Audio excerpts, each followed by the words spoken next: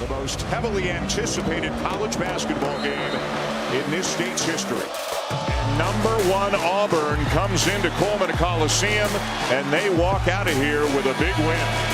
Houston has now won 11 straight road games, longest active streak in college basketball, and a little separation now between Houston and the other contenders in the Big 12. The Aggies turned it up, and they put another win in the win column. Charlotte Jones. 2 victories at home for Utah over Kansas and now Kansas State. What a win for Coach Forbes and Wake Forest. Huge road victory here tonight. What's up, everybody, and welcome into the 24/7 Sports College Basketball Show. In fact, this is our first of 2 shows this week because it's crunch time, baby. So we're going to be bringing you 2 shows every week from the remainder of the season, and we are fired up. We've got a lot to talk about here on Tuesday, including the weekend in review. We're going to break down some of the biggest games, and obviously that begins with Auburn's huge win at Alabama. We're going to talk about Houston's win at Arizona and the grip that gives them on the Big 12. Then the bubble is getting smaller and smaller, or at least it looks that way right now after a number of teams took hard losses. But then the part of the show that I am most looking forward to, the hidden gems. We're going to be talking about some of the players that you need to know but may not have heard much about just yet. As always, I'm going to bring in my partner in crime to help me break this all down, the one and only Isaac Trotter. Trotter, welcome to our first show of the week. Trotter, I want to get into this. I want to get into this real quick because it was the game of the weekend and it came at a perfect time. Football season was over. The masses were turning their attention to college basketball. Number 1, number 2, the biggest game in the history of the state of Alabama, Auburn at Alabama. Auburn comes away with the win. They really solidified themselves, in my opinion, as the number 1 team in college basketball right now. What did we learn about Bruce Pearl's club, if anything, this weekend? I think they have the best player on the floor in that game. That was pretty clear. Janai Broome versus Mark Sears was a big discussion in preseason circles, and I think that discussion is pretty much over. And then the other thing, too, that I think that they've really found is just the variety of offensive skill and talent that they have. I think of one play late in that second half where Alabama goes on this big run to Hod Pettiford, comes down in transition right in front of his bench and drills a 3 with no one there for offensive rebound. Like, the fearlessness, the ability to score at multiple levels. I talk about a lot. This Auburn team has catch and shoot snipers and off the dribble snipers and elite rim offense. So like when you could do all of those different things really, really well, that adds a different strategy to it. And I think that this group looks, on pace to be an all-time team. And Alabama has some soul searching to do. I think Auburn is a lot closer to that perfect level of like elite team in college basketball. They kind of have the UConn script, right? Where they can score in so many different ways. Oh, and they have elite rim protection too defensively. Like that's what UConn did on the way to the title. Auburn's doing that even better this year at so many ways. So I was blown away by the Tigers. I think that when they are motivated and when they don't get bored, like they're almost unbeatable. It's very interesting. You mentioned UConn. I think the biggest difference between last year's UConn team and the last 2 UConn teams and this year's Auburn team is when UConn needed a bucket, they ran something and they got a slip, they got a back cut, they got somebody off a stagger, Jordan Hawkins a couple of years ago. Like they were calling a set and they were manufacturing the shot out of their playbook.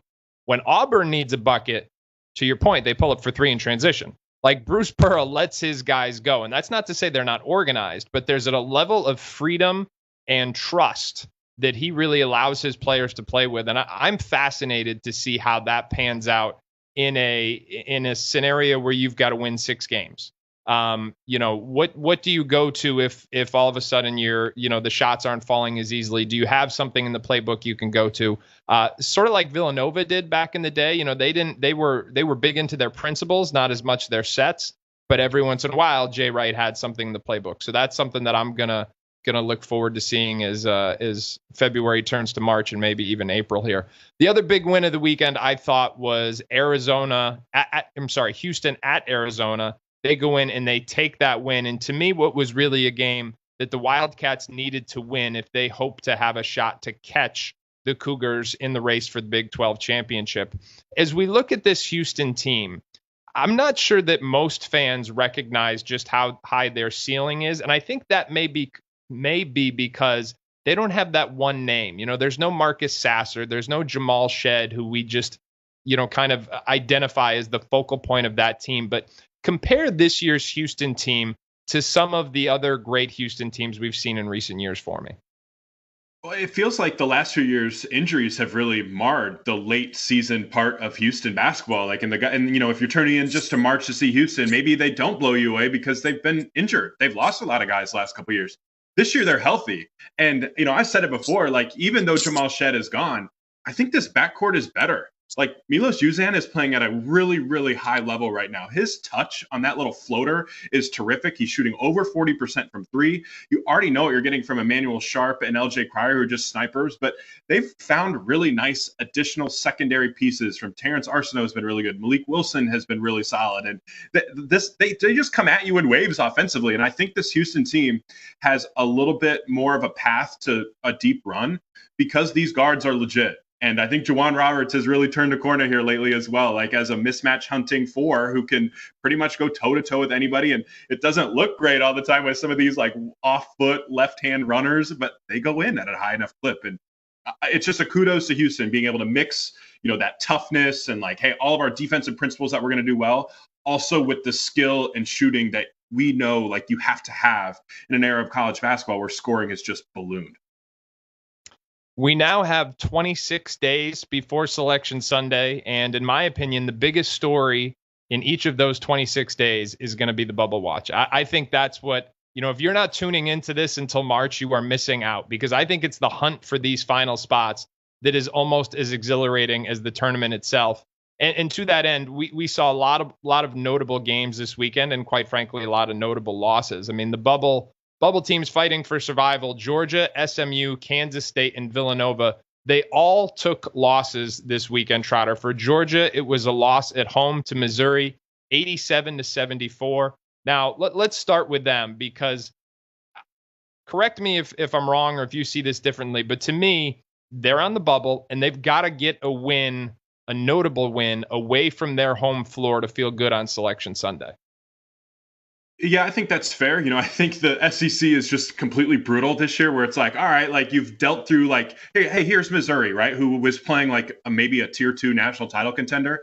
Finally, we get through that. What do we got next? Oh, it's Auburn and Florida, who are maybe two of the best 3 teams in college basketball this year. Like, it's just brutal to be a bubble team. Now, the one underrated part about Georgia's resume, I think that's underrated, is that conference record is not on the team sheet. They could easily finish 6-12 in the SEC this year because the SEC is that good of a league. It's a historic league. It's not on the team sheet. So I think like the next 2 games, like if Georgia can win one of these next 2, whether that's Auburn or Florida, find a way to pull one of these bigger upsets, I think they'll feel really good on Selection Sunday, because like this league is just a bear. And I think they're going to get a little bit of a shadow of doubt too. Like also the non-conference win over St. John's has aged pretty darn well for the Bulldogs as well too. Yeah, it's a fair point. I will say this. I'm candidly not expecting them to win either of these games, but I look at the last 3 games of their regular season. That game at Texas, because those are 2 teams that may be considered on the bubble. That's going to be a huge game. Georgia at Texas. They've got to win at South Carolina. And then Vandy's another game on Georgia's home floor. That's going to be another game that could be construed as 2 teams on the bubble. So I look at those 3, even if they fall to Auburn and Florida, like those last 3 are make it or break it. But again, SMU Wake, it was a huge win for Wake. Not so, big loss for SMU, a team that could conceivably finish with 24, 25 wins in the regular season and maybe not even get into the field based on just the fact that they don't have any great wins by the metrics so far. Kansas State, not a good weekend, losing back-to-back road games at BYU and Georgia, and then Villanova falling at Providence. That was a big loss for them. Even Oklahoma, I thought, losing at home to LSU. That was brutal as well. But the bubble watch is going to continue to be the talk of college basketball here for the next 3 or 4 weeks, all leading up to Selection Sunday. We're going to have lots more content. You know where you can find it, over on 247sports.com. Not just college basketball, but all your recruiting rankings, all the intel, team-by-team coverage, transfer portal updates. We know that's coming. 247sports.com is the place to be for all your college basketball and recruiting needs. All right, coming up next, we are going to go over some of the players who are a little underrated, shall we say. These are the names you need to know as you prepare for March. And to help us do that, I'm going to bring in our 24/7 Sports colleague, Brandon Jenkins, to the show. Brandon, welcome in. So here's what we're going to do today, fellas. We got the three of us. We've done this over text for the last couple of days. For those, I'm not going to say ignorant, but foolish fans who aren't tuning in until February, they need to be educated about players beyond just the Cooper Flags, the Ace Baileys, the Joni Brooms. So we're going to tell them about some guys that they need to know. And I want to start with the guards. Trotter, I will start with you. Tell us a guard who's going to be relevant, whether it's to the college basketball season or even the NBA draft process, who you have your eyes on that more fans need to know. Yeah, I think the evolution of Tyrese Proctor has been really fascinating for Duke. This is a guy who, when he came in, it was like, oh, like he could be like the next one, a 5-star pick. Like this could be a one and done. And, the first 2 years are a little bit slow. This year, he's really evolved into an outstanding role player. And there are nights where he feels like the second best player on this team behind Cooper Flag. He's 6'6". He's shooting over 41% from three. They've really changed his role to play more of an off-ball role. And I think that's really helped him. Like he's just playing the role, I think, from an NBA perspective that we'd most likely see him at. And then from a college perspective, he is a complete lockdown defender right now. Like for a 6'6" guy, he does not get screened. He guards small guards extremely well. And when they go switch everything, like he's fine against everybody. He is a terrific, terrific defender. He's an underrated part, I think, of what this Duke offense and defense has become. Duke defensively, they can switch everything. It's really hard to drive them because they have nobody you can attack, and you're just constantly taking contested jumpers. Then offensively, they're just creating a ton of unguarded catch and shoot threes over and over and over again. And Proctor is really making it work. So from a college basketball perspective, when you tune into Duke and you see Cooper Flag and Con Knipple, like those are probably the top two guys. But I think Proctor has worked himself into really being super important for this team.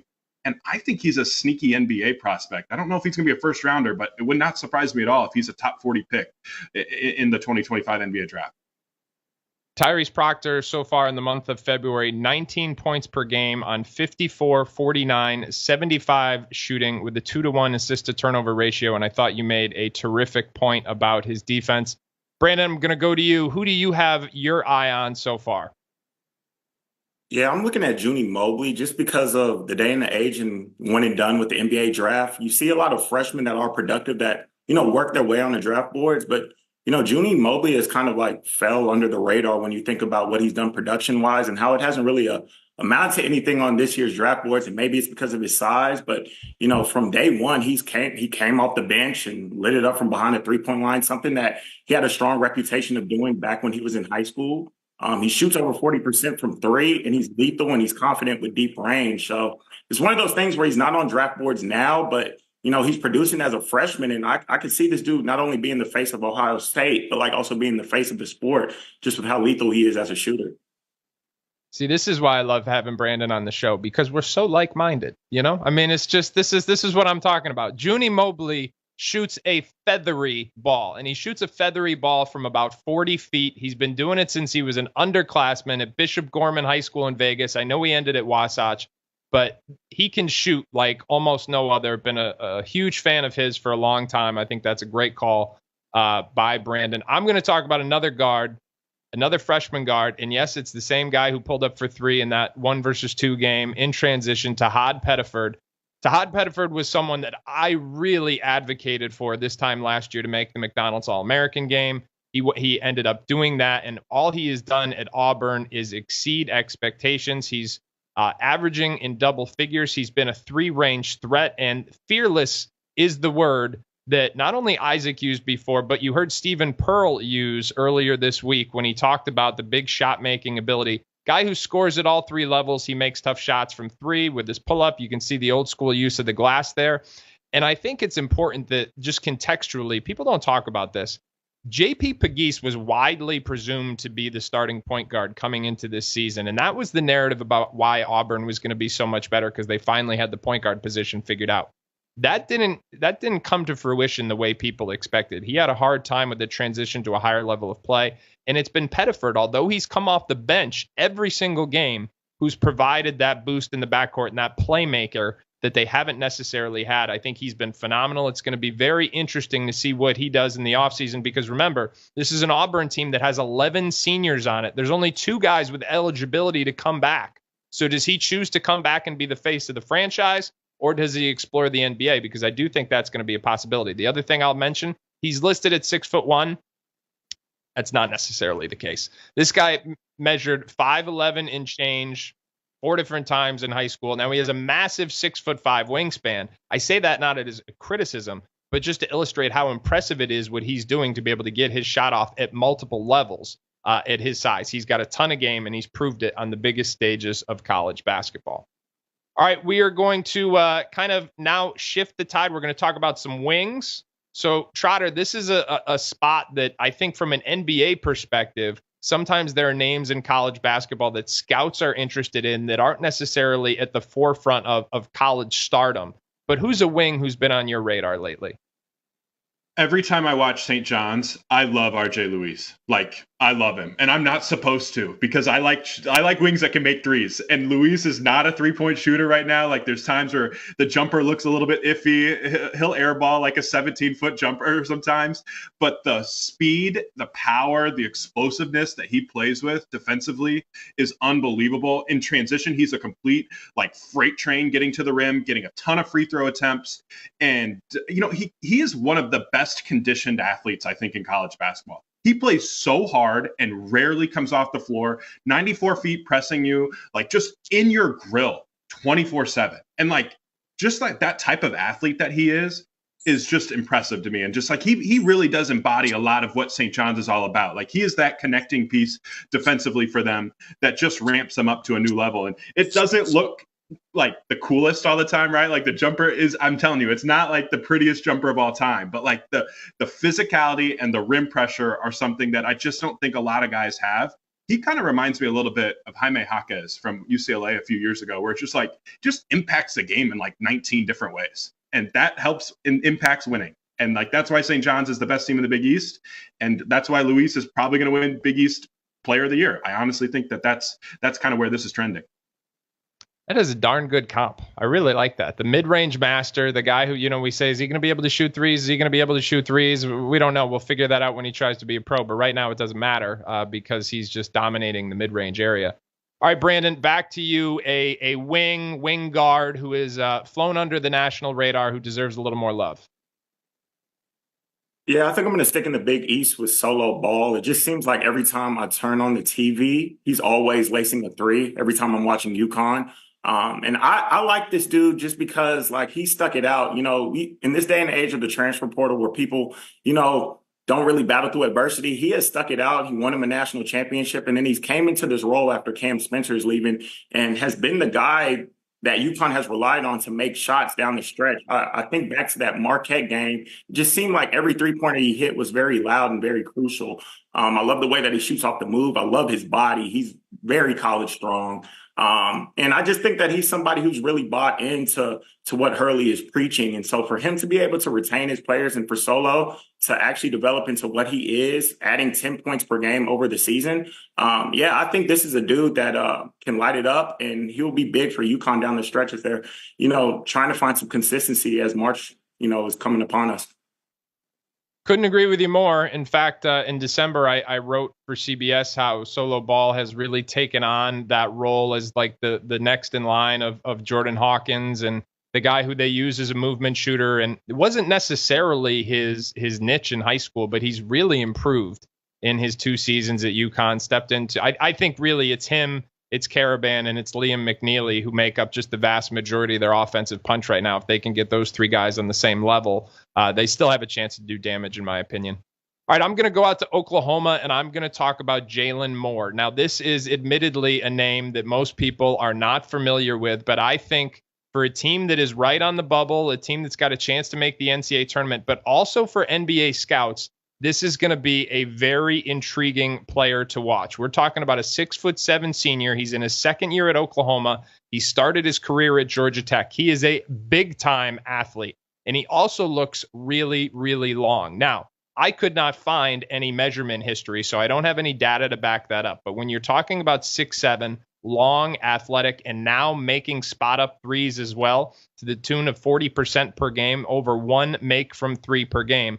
That is the type of translatable role player that the NBA could be very interested in. Now, I will tell you this. Defensively, he's got the physical tools to be multi-positional, but there's still some fundamental things to clean up from coverages, closeouts, helping off shooters in the corner, that type of thing. But physically, all the tools are there. Now, when you look at Oklahoma's schedule, we said they are a team that's going to have to try and win a couple games here to close out their bid. They were perfect, literally, in the non-conference schedule with some notable wins against programs like Arizona, Louisville, and others. But they've got to get it done here in the non-conference, in conference play and finish on a little bit more of an upswing to close this out. But Jalen Moore, to me, is someone that both college fans and NBA scouts should be very, very interested in down the stretch. All right, fellas, we are going to talk last about an X-factor player who can swing a game. Basically, there's no positional limit here. Just one other guy who you are really intrigued with, who college fans need to familiarize themselves with down the home stretch of the season. Isaac, I will start with you. Maxime right now out of Stanford is tremendous. I think if you tune in to watch him, he's a 7'1" center, but he plays point guard for this offense more often than not. He's bringing the ball up the floor. He initiates offense. He's a terrific playmaker, and he can shoot the absolute cover off of it. He's made almost 50 threes already this year. Like no other 7-footer in college basketball is putting up those type of numbers. And he really is Cooper Flagg's biggest challenger for ACC Player of the Year. And I don't think Stanford is going to make the NCAA tournament, but that week before the NCAA tournament, 2 weeks before when the ACC tournament is going on and you're able to watch them during championship week and maybe Stanford can go on a little bit of run, you could see them on back-to-back days. You're going to watch right now and be like, is that dude a pro? Is he the best player in college basketball sometimes? He has those dominant nights where it's 27 points, 14 rebounds, a few blocks, 6 assists. He puts up crazy numbers, and the tape just backs it all up. He's been outstanding this year. Kyle Smith has a long history of big men going to him and playing at a high level. He will use the Right Now tape for a minute in the transfer portal. I guarantee that moving forward. And we'll see what Right Now is as an NBA prospect too, because anytime you're 7'1" and you can pass like that and shoot like that, and evaluators are going to be interested. Yeah, I think Raynard is a pro. Best player in college basketball? No, but I know you're saying that tongue-in-cheek, but certainly a pro. How about Stanford? They're 16-10 in Kyle Smith's first season, and they're a game above 500 in ACC play. I'm not sure people recognize just how good they've been this season and what a job Smith has done. So, again, co-sign that enthusiastically. Brandon, going to go to you, your last pick, someone who deserves a little more love nationally than they've gotten so far.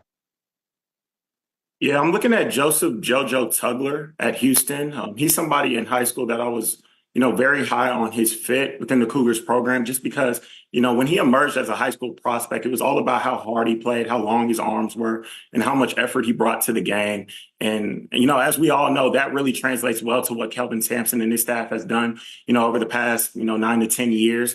And so I think JoJo has a chance to be one of the more exciting players to watch in March because, his stats might not be the most exciting, but, he rebounds. His putback dunks are insane. He can protect the rim emphatically. So, he's capable of making those plays that not a lot of players can make. And he's just very explosive and very exciting to watch. And I think because of what he's done defensively, it's kind of bolstered his name on the NBA draft board. So, yeah, he's somebody who plays with that, throwback Ben Wallace approach when it comes to, being that defensive anchor. And I think Kelvin Sampson really values him for that. And I think he'll be exciting to watch because of it, too.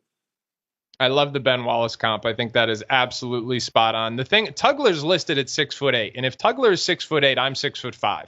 It's just not anywhere near true. But what he is massively long. In high school, he got measured with I think he was 6'5" and change with a 7'5" wingspan. I literally the longest wingspan from a differential standpoint that I can ever remember seeing. And I think he may be one of the most impactful defensive players in the country. I think that is a great call. JoJo Tugler at Houston. I'm going to end going back to the Big East with Micah Peavy in his first season at Georgetown playing for Ed Cooley, came from TCU, where, listen, this guy learned how to guard for Jamie Dixon. And if you watch Georgetown closely, this year, you see he guards all 5 positions. I'm being very literal when I say that. He'll guard the opposing center. He'll guard the opposing point guard. He's made strides as a shooter, as you see here. Can still get a little flat, but the ability to make spot-up shots is going to be the key to a translatable NBA role because we know he's elite defensively. We've also seen him expand his offensive profile this year at Georgetown. They've taken advantage of his ability to get downhill. They've found him opportunities to drive and rip and create open lanes for him. I think he's had a phenomenal year and played his way into draft consideration and also helped the Hoyas make a notable jump in year 2 of the Ed Cooley era. All right, everybody, that is it for this week's first episode of the 24/7 Sports College Basketball Show. Thank you to Isaac and Brandon for joining me. A reminder that we will be back on CBS Sports Network Friday at 1 p.m. Eastern Time. But until then, you can check out much more on the 24/7 Sports YouTube channel. Make sure you subscribe, like, share, and we will see you there. We'll see you on 247sports.com and on the 24/7 Sports College Basketball Show Friday at 1.